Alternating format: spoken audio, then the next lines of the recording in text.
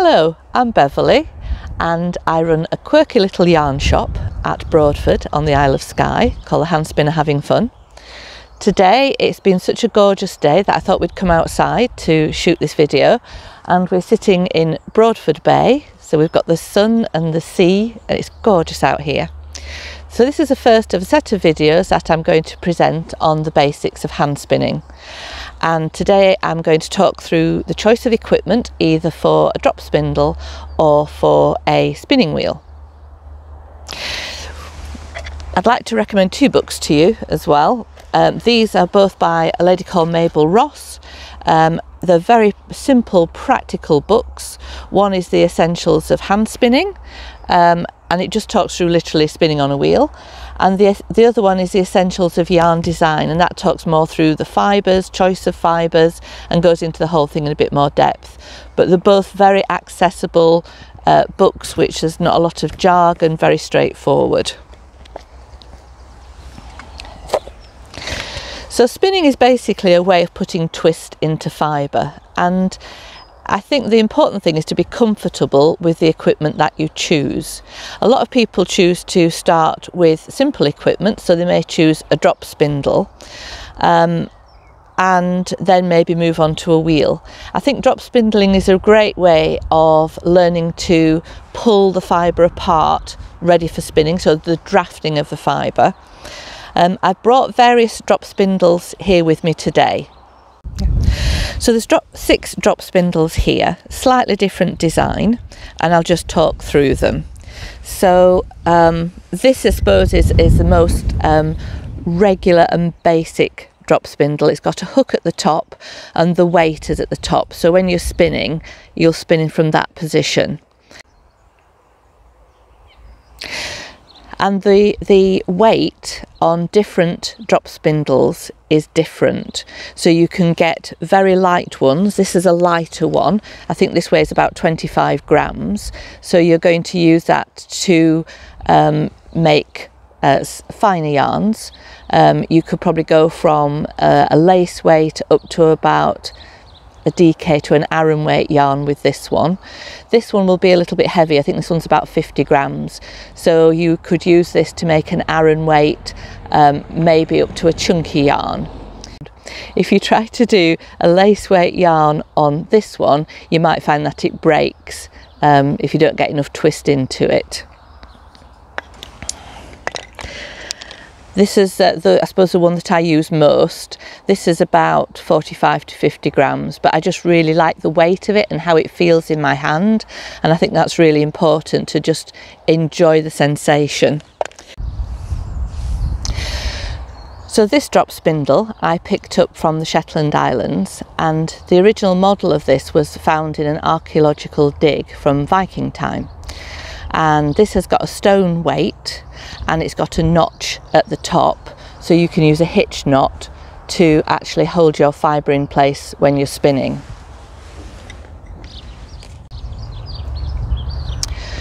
This drop spindle is a supported drop spindle, so you spin it onto the tray.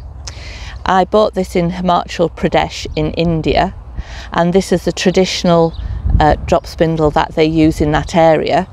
I bought it from a little stall at the side of a road from a wood turner, and this has no notch or hook or anything, and this is literally spinning onto the point. So this is why you spin it onto a surface and you just literally spin onto the point.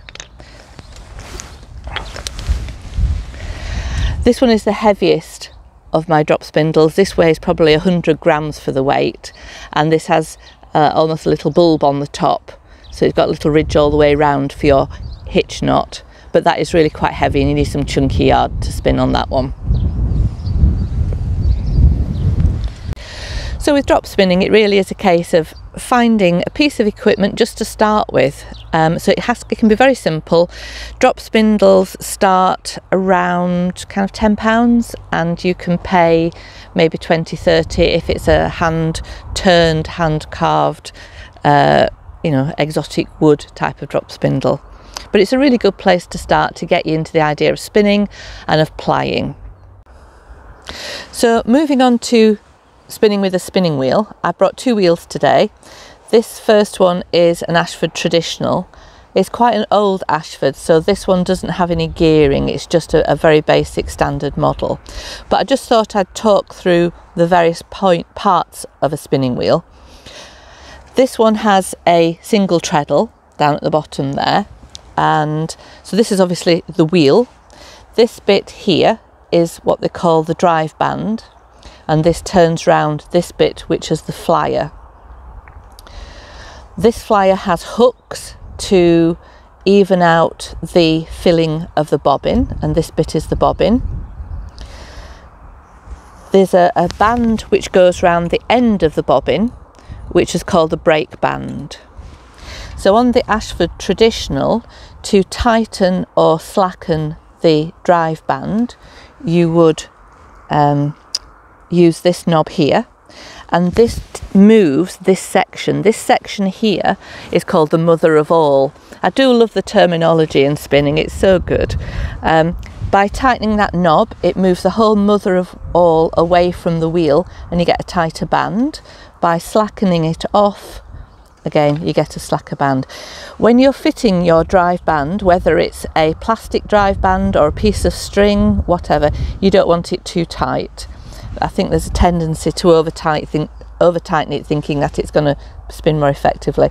You want to be able to kind of press it in about like that. Highly technical, but about like that.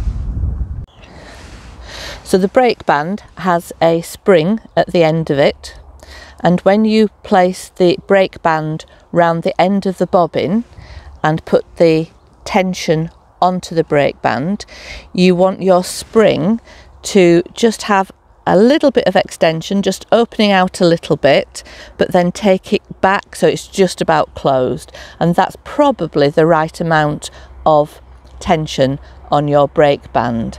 When you're starting to spin, if the wheel is not taking the fibre from you, you can always add a little bit more, but it's best to kind of keep it quite free and easy.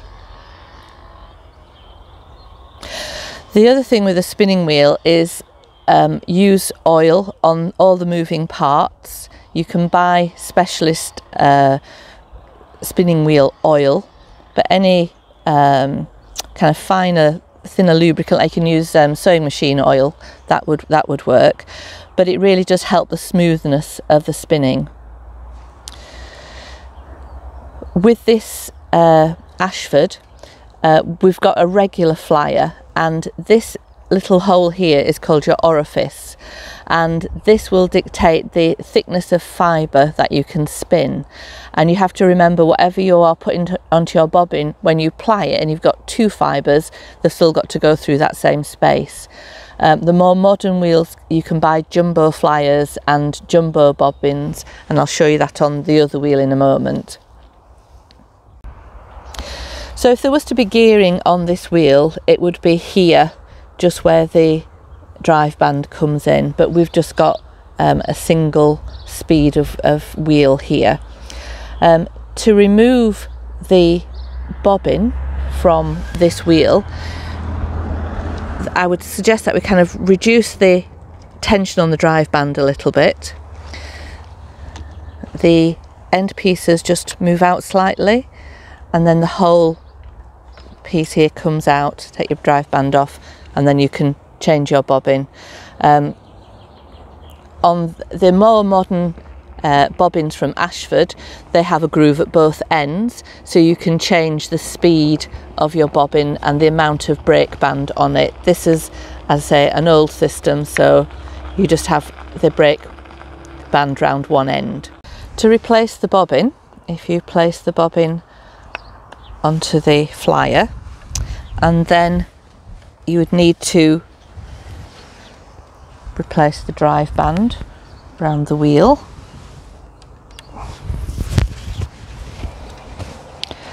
And then that threads through the flyer before you put the flyer back in place. And your brake band can go over the end of the bobbin. Take a little bit of tension off there. And then that goes round the end of the flyer, make sure that's quite firm in there, and then you can add your tension. There we go, onto the drive band. There we go, and we're ready to spin. The other wheel I've brought today is a Kromsky Fantasia, and this is the wheel that I use more often. This has a double treadle, and for me the advantage for that is I feel that I'm a lot more symmetrical when I'm spinning. If I spin with a single treadle, I fail to be very right-sided because it's my right foot that I use. This puts me more in midline. Again, individual choice, individual preference. I think the key thing really is to try a number of different wheels if you can before you purchase one.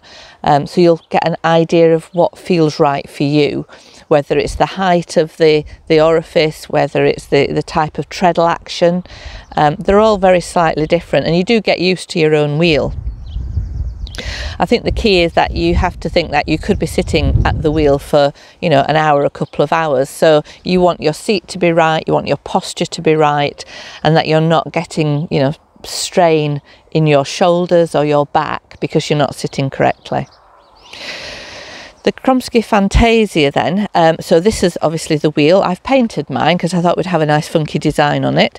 This has got a plastic drive band, and it doesn't have the same tensioner than it does on the Ashford, but this one does have gears.